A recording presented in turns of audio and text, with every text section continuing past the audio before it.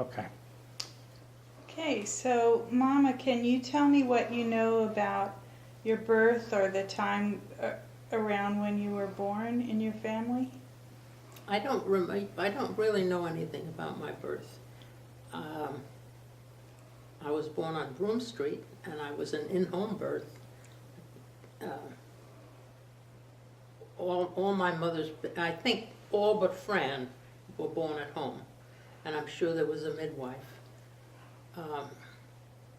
They always called me baby, I understand. I didn't know that. And the very earliest thing I can remember is being at Grandma's house, and I must have knocked over a coffee pot or something. I don't think I was burned because I don't have any scars, but I can just feel myself standing on a table with long stockings and diapers, and my mother explaining to her mother that something had happened. But I never got, into that, so I don't know exactly what happened. But And you were the I was the fourth of fourth. five? I was the fourth of five. We were all five girls, and Fran was the Fran was fifth? the youngest.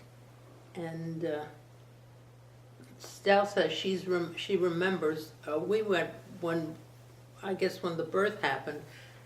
Stell must have been and Mary were old enough to take care of us. So my mother either had to go to the hospital afterwards, or Fran was born in the hospital. Whatever it was, she was away. And Stell said she remembers that we were sitting in this neighbor's house downstairs, and she was pulling on my long stockings when my father came and told her that it was a little girl. And I don't think he ever minded having five daughters. But so I guess she was born in the hospital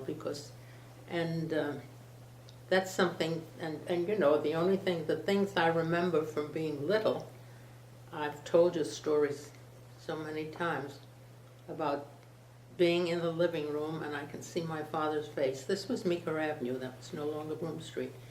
And he was smiling and telling somebody that I had tried to reach something from the top of the piano, and I couldn't reach, so I got a newspaper to stand on.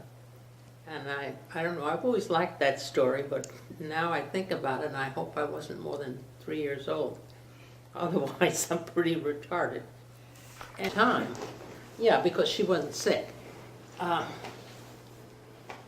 Uncle Louis had died. It was Louis, not Iggy, Louis, who was in the Army. Louis had been killed, and she had gone to the funeral, and he was buried in a national cemetery. And so when she came to Washington, I took her downtown once, and I said, we went to Arlington. And she said, she remembered, of course she remembered a national cemetery. And she said, when Louis died.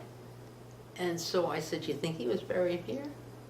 Not thinking that, it was Brooklyn someplace. And so we went to we went to find out. And of course, he hadn't been. And so, I thought about it coming home, and I said, well, when he was buried, how did you get there? Well, we were in the cars. And I said, well, did it take a long time? Oh, yeah, she said about almost an hour.